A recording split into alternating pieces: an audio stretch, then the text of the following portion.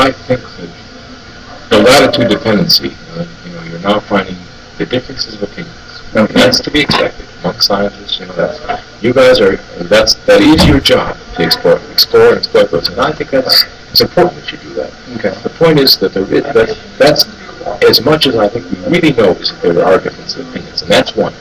One difference of opinion is there latitude dependence of an oxidation phenomenon. First of all, there's a difference of opinion about whether we're looking at these superoxides or oxides. Well, that's not even clear. And that's a hypothesis and one hypothesis that's easily acceptable on a blackboard, but isn't so easily demonstrable in the laboratory.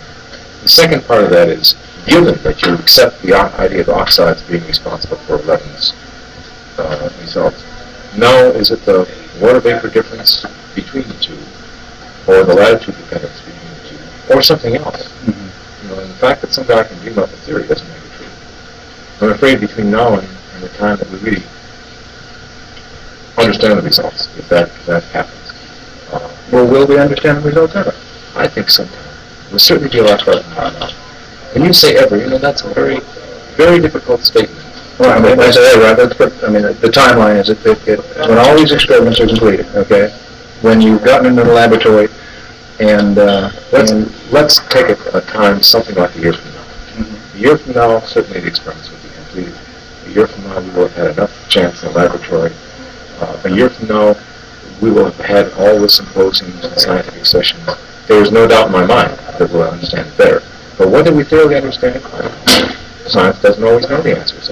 If a year from now, after you've done all of that, nobody can come up with a simulation, a model, for a biological entity, so you come down to the conclusion if they can't reconcile the minor variations in temperature in the pyrolytic release. They can't reconcile the minor variations in temperature in the rate of release.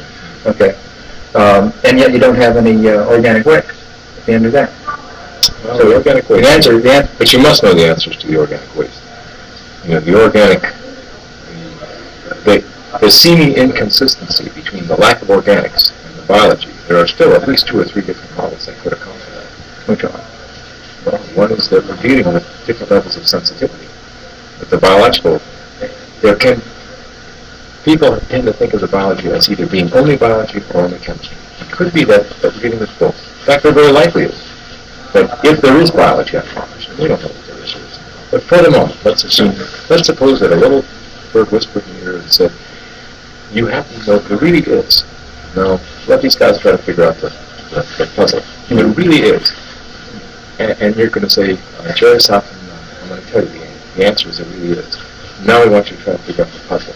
I start by saying, I guess I'm going to have to figure out some of this chemistry before I can handle the biology. Because the chemistry is so complicated in itself that the little bit of biology that there might be that's left over, I may have to understand the chemistry before I can get that. Mm-hmm. I certainly don't believe that all that we're seeing in all those experiments are due exclusively to biology. I just don't believe that. I understand that. I think that if we're seeing biology, we're seeing it hidden, masked by some degree of chemistry that's going on.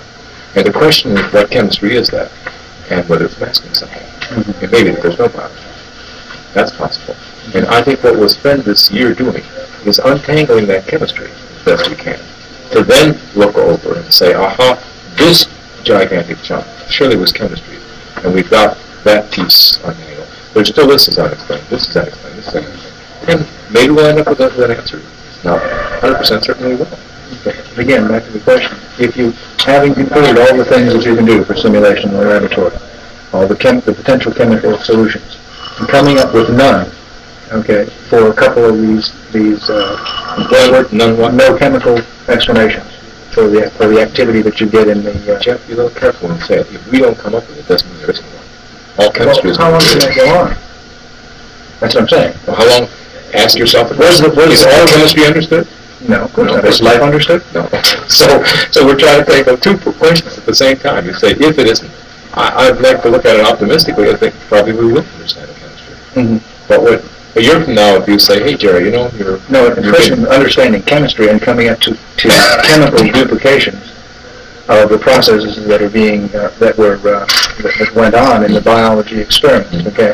In other words, you can't, I mean, somebody already did it in Maryland. They threw a bunch of formate and some, something else in there, and they got oxygen, and they said, whoopee, yeah, we proved it was chemistry, except that it did not duplicate the results that you got exactly. Okay, when all that's over, and you're left with a biological explanation, okay, speculatively, you're left with a biological explanation for the process, for the things that you've seen in the labeled release and in the pyrolytic conversion or pyrolytic release. Will I still be able to? All right, I'll give you at least one of the two plausible explanations. Now, you have to take what I'm going to say, because I realize you've got to write it. I'm going to give you two plausible explanations, which are not ridiculous biologically. I don't mean to say that I really believe either one of these. They at least cope with the question that God says to give us some kind of a model that works. One of my gifts you could call, for lack of another term, since you guys want to be colorful, mechanical model. And that is a model in which we're unused to seeing the dead organisms devoured by their brothers. Right now, when something dies, it lies around it. Finally, a few organisms attack it, but there's no shortage of organic. This is a planet that is, if you had to characterize the Earth, it's a marine planet, it's a biological planet, it's an organic. We're inundated with organic material. Mars may not be that way. Mars, there may be a very few organisms, and maybe they're very conservative. When anything dies, it is immediately consumed by its cousins, brothers, and anything else. That's what I call the cannibal version. And maybe what we've seen, down amidst the chemistry, remember, I'm not saying all of them we've seen, down amidst the chemistry, our biological response, and are 3 orders of magnitude below the sensitivity of the organic. He's only looking at parts per billion. I understand he's not looking at everything. And it may be that if one took on Earth 1,000 organisms, let's suppose we had a very clean situation here. Let me pick 1,000 organisms, any that I want, and set up the conditions. I can guarantee that I can get you no response with the GCMS, and I can get you some kind of a biological response if you let me set up the experiment. 1,000 dead or 1,000 living? 1,000 living. Okay. 1,000 living. Okay. I want 1,000 living large organisms of my choice, and they do not represent enough organic to have been living. Because 1,000 organisms are really good.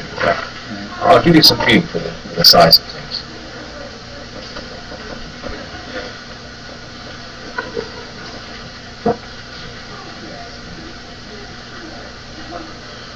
An organism, single organism, is something like 10 to minus 13 grams. If I can do all this in my head quite as well, Bean did it pretty well for us. All right, then you've been through it. Then he must have told you a similar story. Oh, yeah. That he's at least 1,000 organisms, 3 orders of magnitude below the sensitivity of what I understand. But okay, yeah. But he wasn't looking for this one.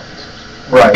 So he needs a little, and he appeared to be just a little brought down by the fact that all of a sudden his experiment, which was set up to look for organics either created by UV on non-living matters or whatever, is now becoming the maker or the breaker of the. Unfortunate, unavoidable, you know. Of course, and I'm just the way I'm not playing that up or anything else, but it was interesting. It just again, see, there are there are an awful lot of people out there, and I was one of them until I began this pursuit, who believe that our scientists designed a system of detecting life on another planet that would either tell us it was there or it wasn't there.